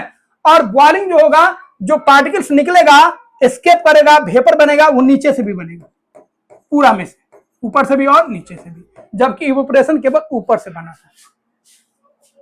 The rapid vaporisation at a certain temperature is called boiling. तो एक फिक्स टेम्परेचर पे जब वाटर जो है वेपर में बनता है, that process is called boiling. Water के केस में बॉइलिंग कितना पे होगा, 100 डिग्री सेल्सियस, याद रखिएगा। ऐसे आप बोल दीजिएगा ना कि बॉइलिंग 100 डिग्री सेल्सियस पे होगा तो गलत हो जाएगा। 100 डिग्री सेल्सियस पर बॉइलिंग होता है किसका, वाटर के केस में, बाकी के केस में नहीं, ठीक है। बाकी का अलग अलग होगा, आयरन का अलग होगा, यूरिया का अलग होगा। Boiling point, the fix temperature, वह फिक्स टेम्परेचर जिसपे पूरा जो है लिक्विड्स वेपर में बन रहा है, that process is, that temperature is called boiling point. वह टेम्परेचर जिसपे बॉइलिंग हो रहा है उस टेम्परेचर को क्या बोलेंगे, बॉइलिंग पॉइंट। तो 100 डिग्री सेल्सियस पे वाटर बॉयल होने लगता है, पूरा वाटर में हलचल होने लगेगा। और ये आपका साइलेंट प्रोसेस नहीं होता, ये नॉइजी प्रोसेस होता है, बहुत नॉइज करता है, ठीक है। पानी गर्म कीजिए, जब बॉयल करने लगेगा आसपास का लोग जान जाता है कि पानी बॉयल हो रहा है। तो वाटर के केस में 100 डिग्री सेल्सियस होता है, ठीक है। बॉयल वाटर में बबल्स बनेगा और इसमें स्टीम निकलता है। तो ये जो इवोपरेशन आप देखेंगे ना, वाटर का इवोपरेशन कराएंगे तो आपको दिख जाएगा, क्योंकि उसमें वाटर पार्टिकल्स आपका होता है, ठीक है, बात समझे। तो उसमें water vapour plus water particles आपको दिख जाएगा, मतलब जिसको हम स्टीम बोलते हैं, क्या बोलते हैं, स्टीम। तो स्टीम आपको दिख जाएगा। तो इवोपरेशन वाला आपको नहीं दिख रहा है, बट वेपराइजेशन वाला, ये जो बॉइलिंग वाला है, यहाँ पे आपको दिख जाएगा। पानी जब खूब गर्म होगा 100 डिग्री सेल्सियस पे, तो वहां पे आपको दिख जाता है वाटर वेपर। क्यों? क्योंकि उसमें जो छोटे छोटे लिक्विड के फॉर्म में वो निकलता है। अगला है कंडेंसेशन। कंडेंसेशन का मतलब उल्टा करना है। अब आपको गैस को बनाना है लिक्विड, तो जब गैस को हम लोग चेंज करते हैं लिक्विड में, तो इस प्रोसेस को हम लोग कंडेंसेशन बोलते हैं। क्या बोलते हैं? कंडेंसेशन। तो गैस को कूल कीजिएगा तो ये कंडेंस हो जाएगा, लिक्विड में चेंज हो जाएगा। ठीक है। जैसे कोई आप ठंडा बोतल ले लीजिए, पानी उसमें ठंडा रखिए, या उसमें आप आइस डाल दीजिए, उसके बाहर जो है वाटर ड्रॉपलेट्स आपको छोटा छोटा दिखेगा। मतलब एयर में जो आपका मॉइस्चर था, एयर में जो आपका गैस था, वह इस गिलास से टकरा के, गिलास ठंडा था, इसे टकरा के वो गैस किस में चेंज हो गया? लिक्विड में चेंज हो गया। ठीक है। तो गैस जब कूल होगा, किसी ठंडा चीज से टकराएगा, तो लिक्विड के फॉर्म में आ जाता है। उसी तरह प्लांट्स वाला में देखिएगा, सुबह सुबह प्लांट जो होता है उसका पत्ता ये सब ठंडा रहता है, उससे जैसे ही एयर टकराएगा तो एयर के अंदर जो मॉइस्चर है, जो वाटर वेपर है, वो आपका लिक्विड में आ जाता है। तो due on glass, water droplets on cool glass, ये सब एग्जांपल हो गया किसका? कंडेंसेशन का। अगला है सब्लिमेशन। सब्लिमेशन आपको बता दिए, सब्लिमेशन जो है सॉलिड को डायरेक्ट चेंज करेगा किसमें? गैस में। तो सॉलिड डायरेक्टली चेंज होगा गैस में तो सब्लिमेशन, और गैस डायरेक्टली चेंज होगा सॉलिड में तो उसको डिपोजिशन बोलते हैं। ठीक है। ये हो गया सब्लिमेशन। और गैस से सॉलिड, इसको क्या बोलेंगे? डिपोजिशन। ठीक है। जैसे कैम्फोर को आप हिट कीजिए, डायरेक्टली गैस में बदल जाएगा। आयोडीन को आप हिट कीजिए, ड्राई आइस को हिट कीजिए। जो मूवी हम लोग पहले देखते थे, मूवी पुराना वाला मूवी में देखिएगा 1990 वाला, उसमें क्या होता है ना, उसमें जो स्टेज पे धुआं धुआं जो समा होता है वो आपका सॉलिड कार्बन डाइऑक्साइड होता है। सॉलिड कार्बन डाइऑक्साइड को छोड़ दीजिएगा तो धुआं टाइप का, स्मोक टाइप का निकलेगा, तो वो आपका क्या होता है? सॉलिड जो कार्बन डाइऑक्साइड है, सॉलिड फॉर्म में था, वो डायरेक्टली चेंज होता है गैस में, लिक्विड में नहीं चेंज होता है। उसको आइस के फॉर्म में ले आइए, छोड़ दीजिएगा तो उसमें से गैस निकलेगा। क्योंकि सॉलिड जो कार्बन डाइऑक्साइड होता है उसी को ड्राई आइस बोलते हैं। क्या बोलेंगे इसको? सॉलिड कार्बन डाइऑक्साइड, इसी को ड्राई आइस बोलेंगे। या कैम्फर हो गया, आयोडीन हो गया, या अमोनियम क्लोराइड हो गया, ये सब सॉलिड होता है, डायरेक्टली चेंज हो जाएगा गैस में। और इसके गैस को जब आप कंडेंस कीजिएगा, ठंडा कीजिएगा, तो ये डायरेक्टली चेंज हो जाएगा सॉलिड में। ठीक है। जैसे यहाँ पे आयोडीन देख सकते हैं, आयोडीन को हिट कीजिएगा, डायरेक्टली चेंज हो जाएगा गैस में। अब ये सब आपको प्रॉपर्टीज ध्यान में रखना है। ठीक है। तो समरी देख लीजिए। सॉलिड में जो पार्टिकल्स का अरेंजमेंट होगा क्लोजली होगा, लिक्विड में लूजली पैक्ड होगा, इंटर पार्टिकल फोर्स जो होगा सॉलिड में स्ट्रांग होगा, लिक्विड में वीक होगा, गैस में बहुत वीक होगा। शेप का अगर बात करेंगे, सॉलिड का शेप डेफिनिट होगा, लिक्विड में कंटेनर का शेप होगा, और गैस में भी कंटेनर का शेप होगा, मतलब इसमें कोई डेफिनिट शेप नहीं होगा। वॉल्यूम, सॉलिड का वॉल्यूम क्या होगा? डेफिनिट होगा, फिक्स्ड होगा, लिक्विड का फिक्स्ड होगा, गैस का फिक्स्ड नहीं होगा। कंप्रेसिबिलिटी, सॉलिड जो होगा कंप्रेस नहीं होगा, लिक्विड बहुत कम कंप्रेस होगा, गैस जो होगा हाईली कंप्रेसिबल होगा। एग्जाम्पल का बात, एग्जाम्पल आप जानते हैं।